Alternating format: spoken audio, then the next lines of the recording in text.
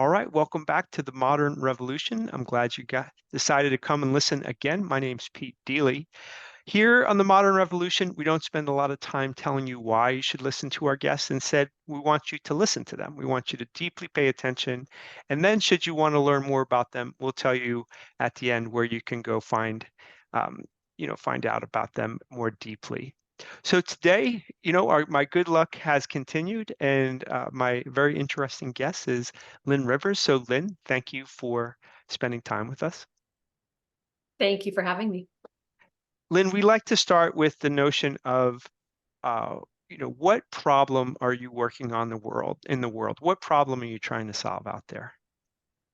At this current time in my life, I am working on showing people how to overcome chronic illness in all kinds of different forms, really getting to the root cause of chronic illness and helping them transform so they can actually Okay. live a fulfilling existence. So chronic illness, do you have like a vein of chronic illness? Because that speaks to a few different conditions that you're specifically going after. Is there one form or another that is on your top of your list of what you're trying to tackle? It's not, because chronic health conditions tend to stem from a specific root cause, Okay. right? It's chronic illness is just really, if when we look at it at the bigger picture, it's a bunch of different symptoms that show up because of an imbalance somewhere in the body. Okay. So it can, be exposed to one person as heart disease or diabetes, and another person it could be food intolerances and arthritis, or anything Yeah. of that nature. So it's really just comes down to one root cause. Okay. So in your investigative work with the people you work with, you're trying to get to the root cause underneath the symptoms, those symptoms being, the disease. And so, Yes, which is interesting, right? Because sometimes we'll refer to the disease as the issue and then other things as a exactly. symptom. But for you, the symptom is in fact diabetes, heart conditions, and so on. Um, Absolutely. are you Yes. are you finding some real common root causes out there as the primary reasons why these symptoms are occurring? 100%. It's when you look at it at a bigger picture, our body is an entire organism. So we Hmm. cannot look at pieces of our body. But the number one thing that I find in everyone is gut dysbiosis. Okay. And it makes a lot of sense when you think about, especially if you grew up in the 80s and the 90s, we were fed antibiotics like they were candy. Yeah, right. And we did that without realizing that, oh, this is completely wrecking our gut microbiome. And then Yes. we learned that our gut microbiome is literally what takes care of 98% of the rest of our body. Right, right, right. So, yeah, so typically it comes down to the gut microbiome. Okay. So, I mean, that's an area of study that's gotten increased attention, right? As we, in the last, I don't know, 10, 15 years. And as I Yes. understand it in a few different ways, right? We have more DNA, as I understand it, in the gut microbiome than there are human DNA. So it kind of begs the questions, are we human beings carrying around a gut microbiome, or are we a gut microbiome that happens to be carried around by a human being? I mean, it's Exactly. right? Exactly. And Yeah. the brain gut connection isn't Mm. metaphorical, right? I mean, we talk about having more neurocells in our, gut system, right? Our whole Yes. gastrointestinal tract than actually in our brain. So when somebody has a gut feeling, I mean, it's Hmm. something that is perhaps deeper than just an intuition or a hunch. I mean, Right. something's thinking, right? So Yeah. when you think about all the different ways, antibiotics included, but lots of other ways that the gut microbiome is disturbed, um, you're really starting to touch on sensitive topics for people because it's things that are rooted in their daily behaviors. And so, what are some of the things that when you are working on these issues with the people you work with that you're talking about in terms of changes? Well, we can look at it from the perspective of, yes, diet. Diet is going to play a huge role, Right. obviously, in our health. And what you're feeding yourself, you're actually feeding your trillions of babies. Is Right. what it Right. comes Yes. to, Yes. right? You're feeding them, and they are then turning that food into medicine or more ailments. Hmm. And it really does. If you get into the science behind all of our microbiome, all the bacteria, even the viruses that are beneficial for us within that system, they're really taking care of us. And it goes into our mental capacities, Alzheimer's, Yeah. dementia, all these things that we're finding like, oh, these play a big role of that. But Right. the biggest part for me Hmm. is getting people to shift their mindset, right? Okay. To shift the way that they view their lives. And are they being positive? Are they taking action in their lives and doing the things that they want to be doing versus just settling into routine and taking on what the rest of the world is doing? And I say that because my biggest resistance from clients had always been, oh, but I can't make that change. That's too difficult. Yeah. Right. Right. Right.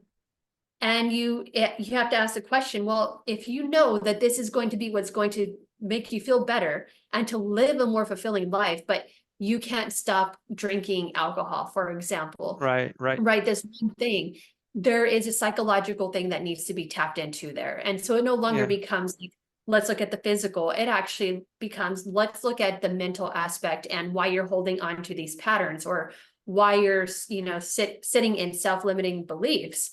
Sure. And let's navigate that. Because if people had the tools Right. to shift their mindset, then they'd be more apt to take care of their bodies and to actually listen to their vehicle. Our bodies are vehicles in this existence. And Right. so I think it really comes down to the mental component. So as somebody comes to you and they have this symptom of something serious, something that ultimately could be life-threatening, and left unchecked is right lethal all the time. And they're coming to you with maybe their own perception of what they need from you, and then maybe they come to you and you're suggesting a different route. Like you're saying, "Well, I'm not here just to advise you on your macronutrients. I'm here to talk about how you're thinking about yourself." And that sounds like the opportunity for extraordinary exchange with somebody, right? Because that sounds very deep and profound. It also sounds like it's could create some short-term conflict, right? Somebody like disagrees. So you've elected a route of um, profound, a profound journey rather than a superficial one. You're not saying, well, if we cut out alcohol and sugar, things are going to get better and leave it at that. So, did you make a decision to kind of go down this road of engaging people on this deep, profound level in an epiphany, like all at once, or was it something that occurred incrementally over time? Like, what was it for you? I would say it was incremental for the fact that I lost the majority of my family before I turned 15. Oh my And goodness. then I struggled with my own chronic illnesses from being ill as a child that just kind of, perpetuated and got worse over time. And so I had to overcome my own. And Okay. so after my mom died when I was 15. And so after that, that's where I actually jumped into nutrition. Okay. So from the age of 18 on, I have been studying and researching this. And I always thought like, oh, this is just, short term, like it'll go away. Yeah. Yeah. But then it just got better and better and science kept coming up with more. So I was like, all right, let's take this even further. So it was completely incremental. I think I had intentions of jumping out, but then I realized the necessity, like we need this information out there. We can't keep skirting around our symptoms and pretending that we're happy and healthy. And so yeah, it's been a progress. It's been a long, so that sounds like a long journey. And was the passing of your family members attributable to the things you're currently looking to help Absolutely. people with? Okay, so there was Hmm. chronic disease that ultimately took Absolutely. them. Hmm. Yeah. Okay, wow. Cancer, heart issues, the whole Yeah. 9 yards, breathing issues. Yeah, it was everything in my family was exactly that. Okay. So when somebody comes to you and you're looking to help them, and Mhm. I'm sure there's some portion of them that fall right into line and like, okay, here we go. And then perhaps the bulk of them are not. I imagine that you're challenging some assumptions in how that person thinks about their own body, their own health and wellness. What does it mean to attend to the body? What are some of the biggest assumptions that you find yourself in conflict with in your trying to help these folks? I will say that it's rare for someone to actually be willing to do the work that it takes. It's Right. usually the people who have gotten to the brink like I did, to life or death, where it was literally Okay. like laying in the hospital bed, like if I don't change this, I'm going to die. Yeah. And it's typically those people who they're like, tell me whatever I need to do and I'll do it. Right. and they end up getting results super quickly. The other people who they're like, oh, I've been dealing with this for a while, but I want to see what I can do. And then you tell them, they're like, oh, well, I can't do this because I have a wedding next week. Yeah, right. And Yeah, that, yeah, yeah, yeah, yeah, yeah, right. exactly. It's those little simple excuses. And so I actually did have a breaking point where I was like, people are not on a fairly large basis, people are not willing to do the things that they actually need to do unless they are pushed to that edge. And Mm, and for a while, I got into the psychology of it, and I thought, like, okay, like, we don't have to do this. Even with all of the tools that we have nowadays, we don't have to reach that point. We right, have therapists at our front door. We have all of the information online. We don't have to reach that point anymore. However, I think it is actually something that is ingrained in the human mentality to have to be pushed to the brink, to the rock bottom of any kind of situation in order to actually take the initiative. It's rare for people to be like, oh, let me be proactive. right. And, you know, and so I ran into that quite a bit, to the point where I actually don't do one-on-ones anymore. I Okay. am a course creator and I do stage talks. And I specifically created a course for all of this so people can learn about the human body, Right. learn about chronic health conditions without having to go through the hard facts and like hearing like, okay, this is what you have to do. They can take it one step at a time, because I realized that when I was doing one-on-one, I was simply planting seeds. Right. And at some point down the road, it would catch on. Like, Right. oh, this is what Lynn told me. And Yes, right. now I'm getting Yeah, it like 2 years later. Got it. right. Right. So with this course, they can take it at their own pace. They can do what they feel they want to do without wasting time and energy, because that's really what you're doing when you go to a practitioner and they're giving you the tools and you don't use it.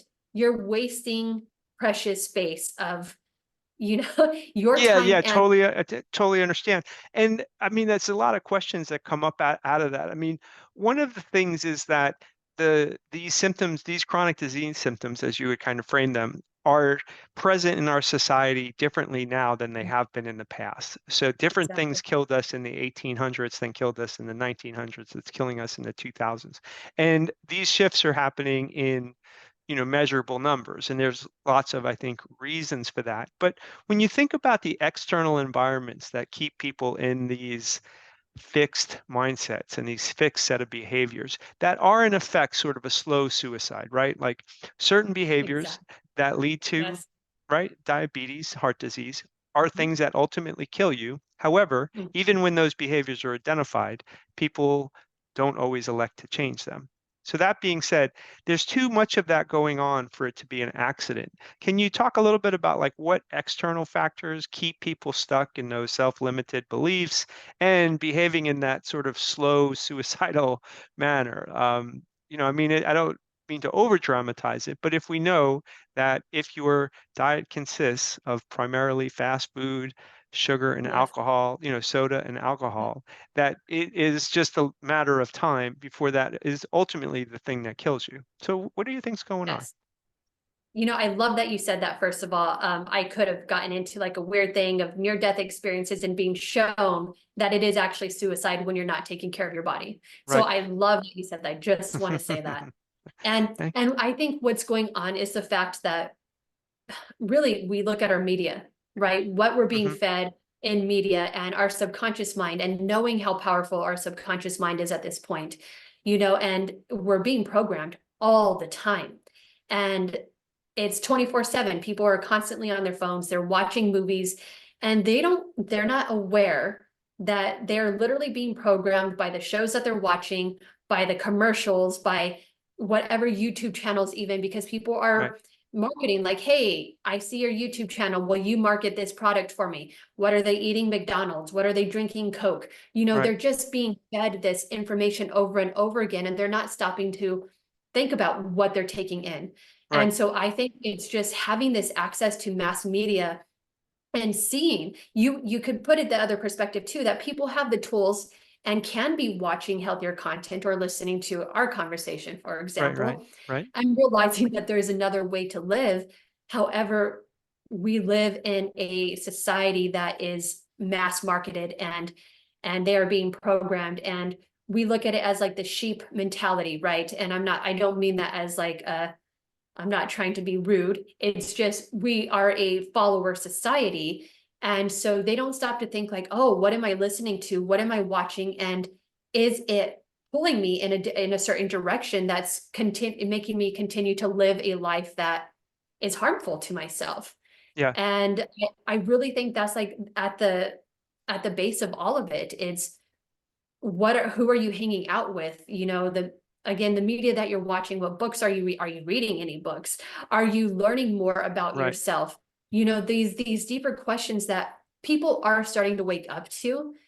However, we're at the beginning of it. We're at that infantile stage where people are finally understanding that, oh, I get to choose my direction in life. I get to choose if I'm going to do this in a healthy way or if I'm going to do this in a unhealthy way. And I always like to use the example of, I used to be afraid of success because I watched my family die after they succeeded, Right. right? Like in big ways. But Sure. the reality is I can live my life and do so in a very unhealthy, fearful way, and I'm going to die anyways. Right. Or I Right. can live my life, be Yeah. really successful and do meaningful things and die happily, Right. right? Right. Like there are two things, and you don't want to end up on the end where you look back and like, oh my God, I could have done so much better. Yes. Right. And so Yeah. like yeah. Yeah. So, I mean, as it relates to like, and I appreciate that you kind of backed away from the notion of like trying to insult people in terms of sheep, because I think the truth is there is a lot of money every year spent on advertising, and Yes. that money would not be spent year after year after year since the invention of advertising if it didn't Mhm. work. And so Exactly. we have crafted our ability to influence behavior and refine that ability i- because we spend so much energy doing that, right? And so the question then becomes, is it marketing or is it education, right? Which now it's not always easy to tease that apart because we don't necessarily know. And it's always been difficult to tease apart. For example, when a doctor is on the television in the 1950s recommending menthol cigarettes because they're refreshing, that doesn't feel like it could possibly be marketing because it's a doctor. And we know in a relatively short period of time, 45 years later, that becomes an illegal act, right? Like you can't, now you have to put warnings that these things do in fact hurt you. However, as a consumer, that doctor was pushing people in a particular direction, that television Yes. commercial. So I think that the the amount of information that we're awash in and the difficulty of teasing apart, what somebody's agenda that is not based on anything other than their agenda, and then what's information that's truly for information's sake, and where is just extremely, extremely hard. So with that, it's the massive trends in these symptoms of diabetes and heart disease becoming the things that are killing us live in a context, and it's in a context of a society that's giving a lot of information that are informing choices that ultimately hurt us. And that's a tough thing to push against. So when someone comes to see you, what about the things that, or someone's taking your course, what would make them think, you know what, this isn't as serious as she says it is? Like what makes them diminish the severity of the consequences of their behavior? What do you think that's about? Does that You make know, sense, that question? I think so. And if I'm not catching on to this, let me know, because it kind Okay. of followed into what we were talking about just a bit ago about the being programmed, right?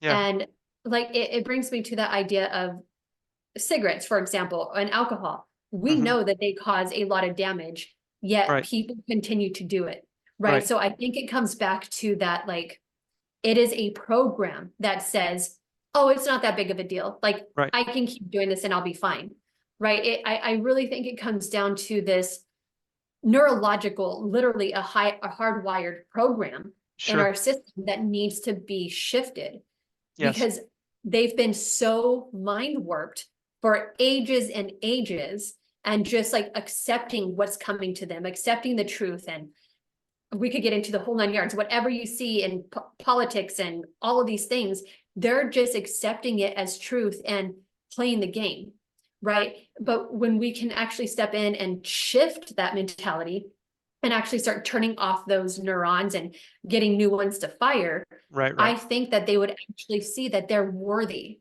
that they have a reason to be happy and healthy, that they have a purpose of being here. Their Yeah, purpose is to be here and to be the best person that they could, right. right? And and I think that's where it really comes down to is you can be listening to something and know that it's right, but still inside feel like, oh, but I don't need to worry about this because I'm not that type of person. I don't need to be healthy. I'm not doing anything with my life, is what it really, really comes down to. And I, does that answer your question? Does Yeah, that? I think I have an opinion that the the distance between the behavior and the consequence is far. And so I think sometimes the the the notion of the walking well, the person who's not they, when someone is at that brink that you described, then the consequence Mhm. is very clear. You're about to Yes. die, or you're about to die if you do not change. But the distance between you and death is clear, it's short, and the consequence is obvious. And however, the person who is 10, 20, 30 years away from the outcome of that, I think sometimes has trouble with the foresight to see that these behaviors are incremental and stack on each top of each other. And so, it's this slow decline into sickness, in my mind, as opposed because they don't always see the correlation between the changes you're suggesting to them don't Mhm. necessarily have an immediate effect, right? Like Mhm. you have to behave in a certain manner, in the virtuous cycle as opposed to the vicious cycle with some time. Like there has to be a time component. Um, and I find that the tipping points are sometimes when you start to have, we're all materialists to some extent. When you start to say, oh, I feel differently. Now you have the Mhm. material quality of like, this behavior actually I can see the positive consequence. Um, Yeah. and so that I think that notion of being programmed and then stacking bad behaviors that lead to people in the negative directions can be replaced with, as you say, instead of limiting beliefs, things that are expansive. And I don't know, in my own life I observe my own behavior looking at like, oh, I'm behaving in a way that's counterproductive to me and I'm still doing it, I'm trading, I try to at least make it conscious. I am drinking this alcohol because I really want to drink this alcohol right now. And, trade the pleasure of the experience with the discipline of like, well, I'm not going to do this every day, and be realistic about the fact that like you can say that the body can flush this poison out of you and it's okay. Mhm. But to deny the fact that like in a perfect world, uh, all your actions would point towards the light as opposed to, sickness, right? So I don't know. I find it complicated, and I think the time component is important. I think the incremental nature of getting sick is not always visible to people. So you've elected a route that I think is a tough one, you know. So It when is. people, It is. right? I mean, because it's you have to encourage like a long view. It's not Yeah. like and that's why I think part of what you're fighting against is a marketing program among the health Mhm. industry that says, just give me 7 days, Mhm. just give me, I'm going to do a detox and it's all going to be okay. Yeah. And I find it. So when people have taken your courses, have you, that for you as an instructor, if you're as a teacher, as a leader, your feedback is delayed as well because now you might have had frustrations with someone right in front of you, but you also have like real-time feedback. With the courses, it's probably a Mhm. longer kind of thing. Are you getting feedback from people who are like, hey, look, I listened, I behaved differently, I feel better? Are you getting that? Oh yeah, absolutely. One of my courses, so I'm the one that I'm in the process of creating right now. I'm actually putting out, it's going to be pre-launched in a couple of days. Okay, And so it's a complete like rundown. It's everything that I'd ever want anyone to know about functional okay, medicine and healing. But my course before that was strictly on nutrient deficiencies. And I had doctors who were taking this course and just being like, wow, like we weren't even given this information in yes, medical school. yeah, Like these aren't things that we were like, I would have never thought to have looked at this, right? And Right. these are Western doctors. I'm just like, this is what's wrong with the Yeah. world. Like, we're not Yeah. actually taught how to heal. Yeah. And so, yeah, I have some great reviews from professors and doctors and people who are like, I needed to re-up my knowledge on these. And I'm so happy that I found this course. And for me, it was a simple thing to put together. It was like literally like slap it together in 20 minutes. This is all the information about nutrient deficiencies. Yes. Right. But for them, it was something that they never were actually even taught. Right. So Because you were living this, you're breathing this. So for you, it was an assembly of things yeah, that you were already there. And the education in medical schools, traditional medical schools of nutrition, is so absent. It's extraordinary.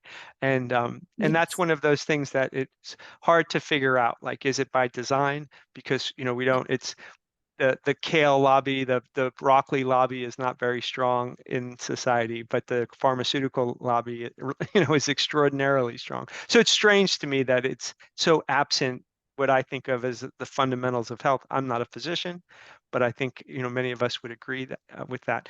Um, let I wanted you to tell us where to find these courses. Before you do that, will you tell us maybe a small change that you might suggest to somebody to move them along the road that you would move them along in these courses that you're teaching? Like, what's something somebody could yeah, do that they're absolutely. listening? Definitely. My number one go-to for people would to be to watch your carb intake. Okay. Our bodies are not designed to handle the carb loads that we do. Hmm. And there's a reason 50% of America has diabetes or will be deemed pre-diabetic within the next month, right? Like, it's Amazing. that close of Yeah, a line. yeah, It's right, right. 50%. Yeah, And we weren't we weren't ever made to consume that high of content of carbs. right, And the way that it spikes blood sugar, the insulin resistance that we have in our society, it's overwhelming. right. And for myself, I will say that that was the number one thing that knocked my symptoms down from 100 to Yeah, like 40%, right? yeah, Like, it literally just took me so far just changing that one thing. And that's the first thing that I have my clients do. And they're almost like, oh, do I need to change anything else? Like, I feel so much better. And I'm right, like, right. yes, there's But definitely more to it. But that alone is just huge. right. Well, the carb thing is a surrogate for, often for sugar. And so, many people don't understand how much sugar is in their life, and then, Yeah, like, how do they tease it apart? Like, right. hey, I'm drinking tea. Like, what do you mean? Well, really, like, what type of tea? Well, Arizona tea. Really? Well, okay, let's take a Oh my look at. God. I mean, but I think, yogurt, right?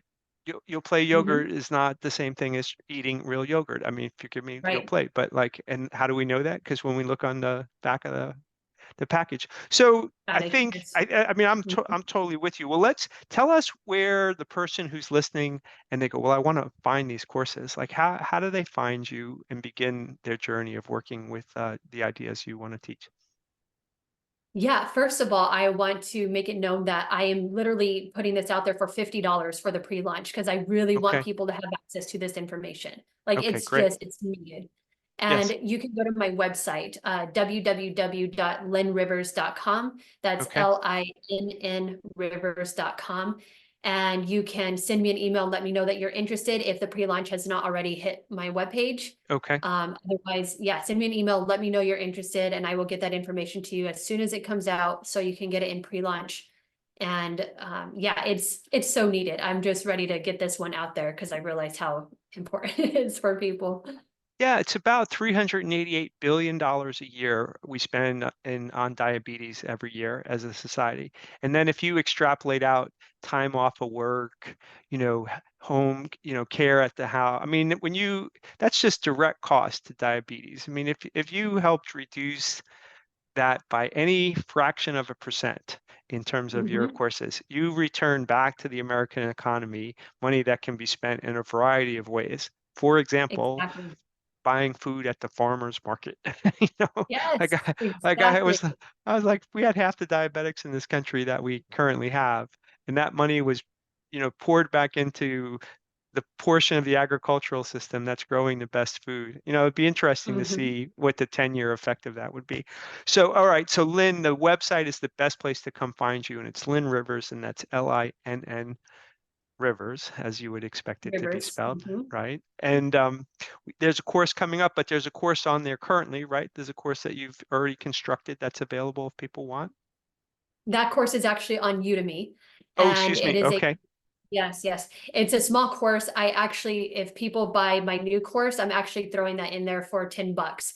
So Okay. it's actually, I would wait to get my get the new course that's coming in a couple days so you can get that one cheaper just because it's an add-on. It was a very short course, and so I'm just throwing it on as an add-on. And so yeah, I recommend that. Okay. Okay. Well, that makes a lot of sense. Well, Lynn, thank you so much for taking time out of your day, and I appreciate you spending it with us. Thank you so much for having me. So today, the modern revolutionary is Linn Rivers, and she is brave enough to bring her thoughts and her ideas out into the world, which is hard to do. The person in the arena has it harder than the person just kind of on the sidelines. And so I hope that not only did you learn some things and we've piqued your interest about how to learn more about Lynn, but that you're inspired to bring your own ideas to the world because the modern revolution needs us all.